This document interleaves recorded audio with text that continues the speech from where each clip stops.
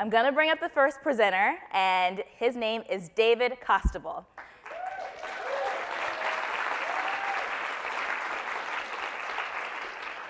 David's work includes memorable parts in some of the most innovative shows in recent years.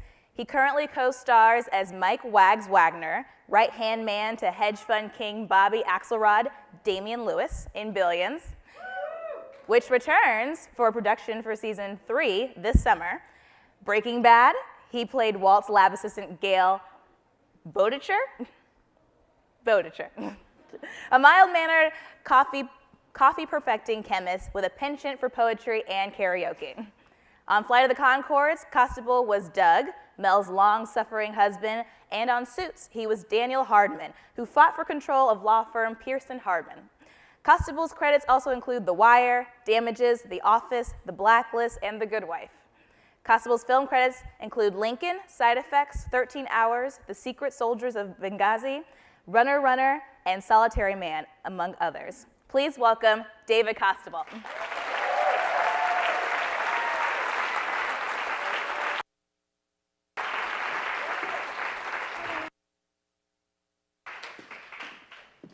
Thank you so much. I really want to thank you for letting me present this award tonight. Thank you because now I, like you, get to publicly acknowledge this woman, who I think is an extraordinary artist, but mostly I'm grateful because I get to tell you about how great of a person and friend Melissa Toth is. We've been friends since the mid-'80s, what I like to refer to as Melissa's decade. She loved it then, she loves it now. The music, always in style for her. The style, always in style for her. Why do you think I'm wearing this shirt? The memories of youthful possibility, sadly, now gone. Melissa started as an actor. Sorry, I had to out you there, my friend. We first performed together in college in a Gilbert and Sullivan musical. That's correct. She is also an excellent singer, and little known fact, she plays the French horn. Sadly, our work together as actors ended there, but our collaboration has continued for more than 30 years. We helped start a free outdoor Shakespeare theater in Albany, New York, sweating outside, no pay, so poor, so young. We worked together then on an experimental clown show off Broadway that we then made into a short film. Who hasn't done that, right? And on many features. Each time, Melissa badgered the casting director to get me into the movie, and she did it.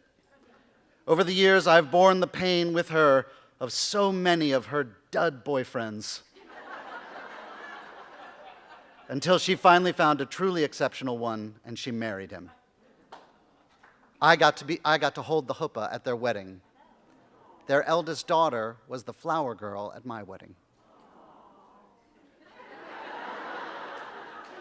Melissa is an intensely loyal, humble, smart, creative artist with a deep sense of integrity. She drives singularly towards excellence and makes it look easy. She puts actors at their ease at every moment of working with her because she listens and cares about them. She creates beautiful designs because she understands story and action and line and proportion and humor and people. She has a unique ability to read script, character, actor, and synthesize it all with the shared visions of directors and designers. She's outspoken because she is fearless.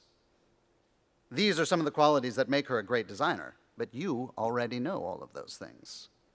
As a friend, she is outspoken, blunt, honest, funny, outspoken.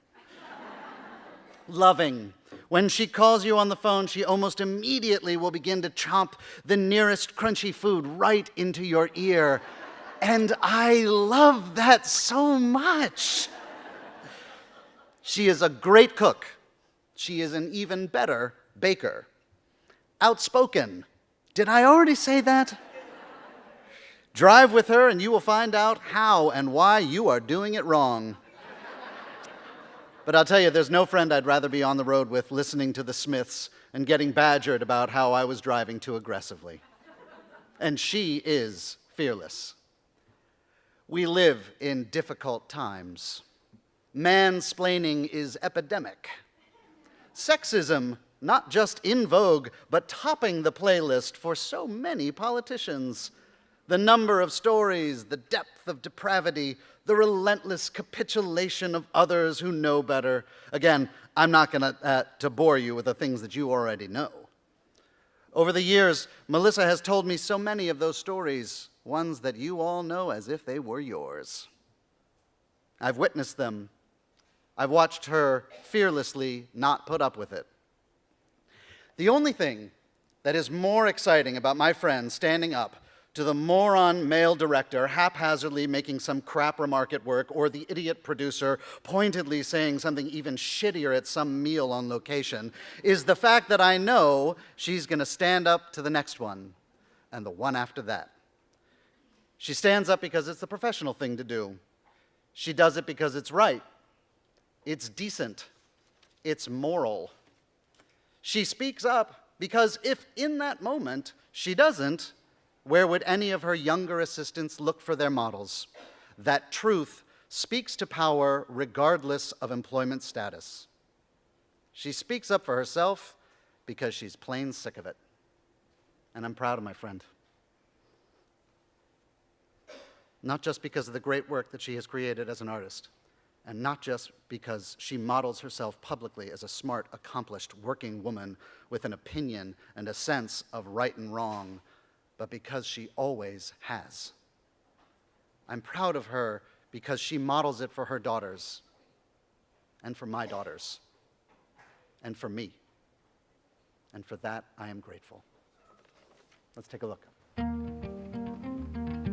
I didn't come from a creative household. My parents were bankers. My sort of first understanding of, oh my gosh, this could be a thing that you could do for a career came not until college. I fell upon this group of very passionate individuals who, when we graduated, started a theater company in Albany, New York called the Actor Shakespeare Company. I sort of tagged along thinking, well, I don't want to be an actor, but I can contribute in this way, I think.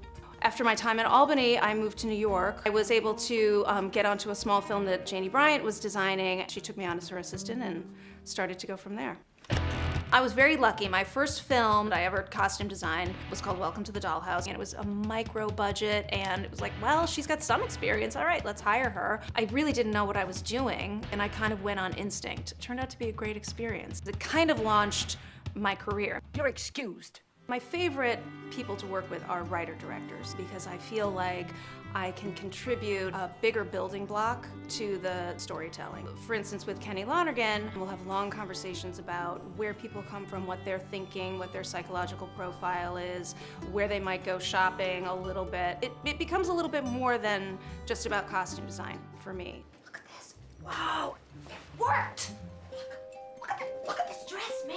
Charlie Kaufman has epic vision, but even with material like Charlie Kaufman's, houses are melting and time is changing and we don't know where we are. We want to be able to follow the through line of these characters. I really think that's what keeps the audience following the path, because we recognize ourselves in those people. So I want to make sure that those people are recognizable.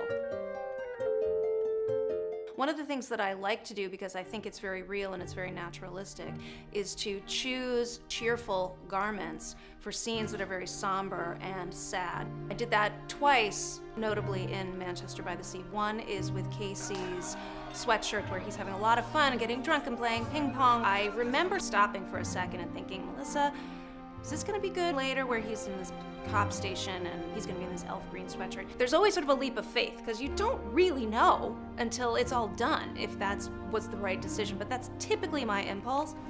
Can we talk for a second? The same thing with Michelle Williams' costume for the intense scene with Casey. She's wearing sort of a, I've moved on with my life and now I've sort of moved up a notch. I think that that cheerful coat kind of adds to the poignant nature of that scene. The film that I completed last spring, which is called 3 Billboards Outside Ebbing, Missouri, Frances' character, she goes through a devastating experience and she becomes radicalized. And so we had a conversation about what that might mean. Eventually it worked out to be a mechanic's coveralls. The studio we're talking about, is she always gonna wear it? I mean, I like it sometimes. Are we ever gonna get to see, you know, sort of the soft, maternal, feminine side of Mildred? And I said, well, you show me in the script where that woman is. I don't see her. Hey, fuckhead! What? Don't say what, Dixon, when she comes in calling you a fuckhead. If this were a guy who was doing all this crazy stuff, you would never in a million years say, why can't he, you know, does he always have to wear the tough leather jacket? What? I enjoy clothes, I enjoy costumes, but it's not the beginning point for me, it's kind of the end point. My love is of characters, of people, of actors, the storytelling aspect.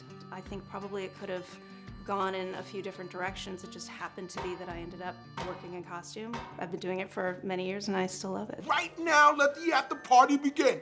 DJ Kevin Kev, let's turn up. It's time to dip, dive, dip. You might break your hip to the sound that's legit. I come to make a hit. I usually bust scratches for my brother CL Smooth, but I decided to get wrecked on this groove. As I provide this slide, you're going on a ride. I know the weather's nice, there's no need to play the outside. Guess who's on the flyer? The man of your desire. Pete Rock and CL Smooth, all the honey dips admire. Beats are rough and rugged, Pete Rock is the creator. Now I'm busting raps as well, switching cross faders. Making sure my sound hits from here to Grenada. Honey gave me skins, man, I told her friends I ate her. Oh, waiter, I'll save the subject for later, but it's time to get wrecked with the creator.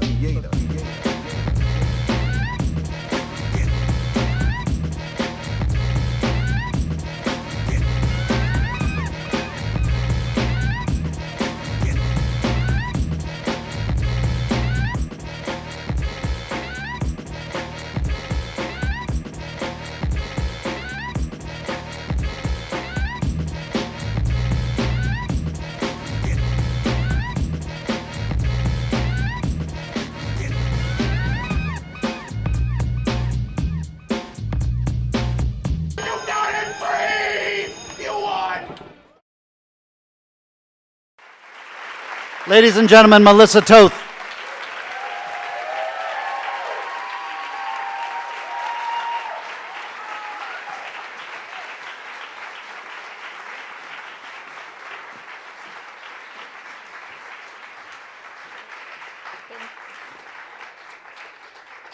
Oh my goodness. Okay. Gosh. Gotta put these on. Does it go okay with my look? I don't know.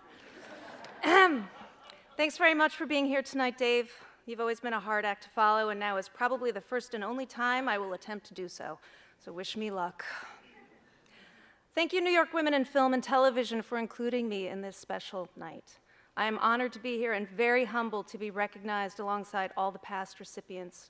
Congratulations to the talented women who are being applauded here tonight. To the hair and makeup honorees, I really could have used your artistic vision for that video shoot a few weeks ago.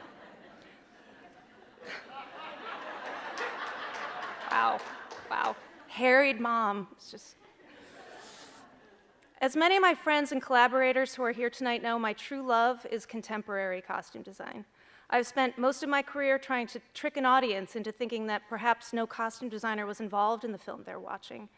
And although my artistic temperament runs toward almost total invisibility, I'm very gratified to stand up here tonight and accept this honor as an acknowledgement of this particular craft of contemporary costume design.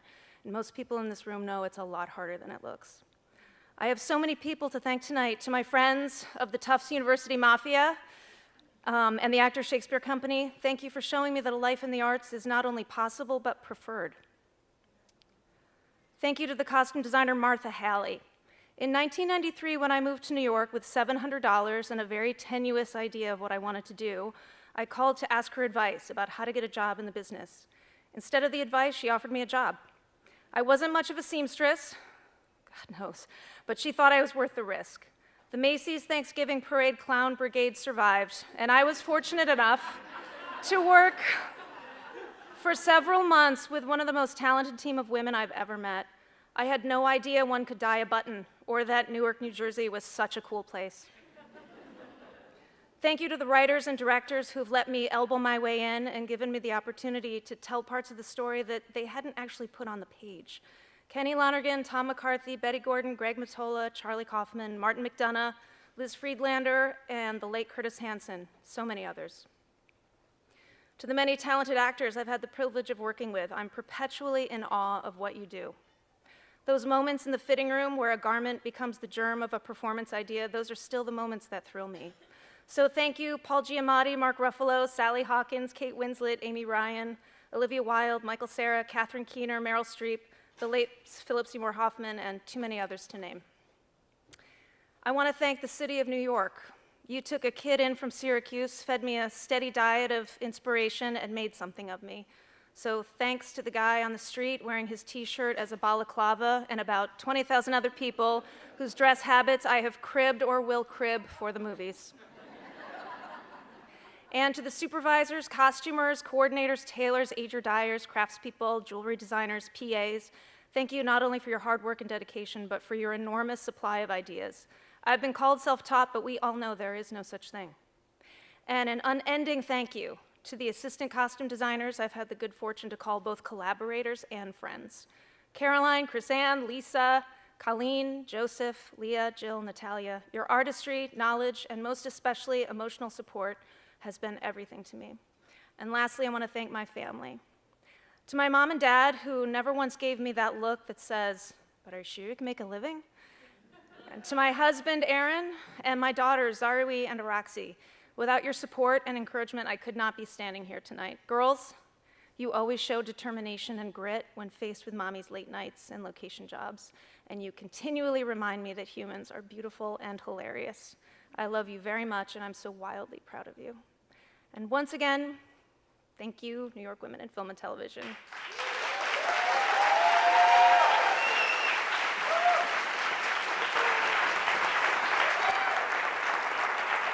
Melissa Toth and David.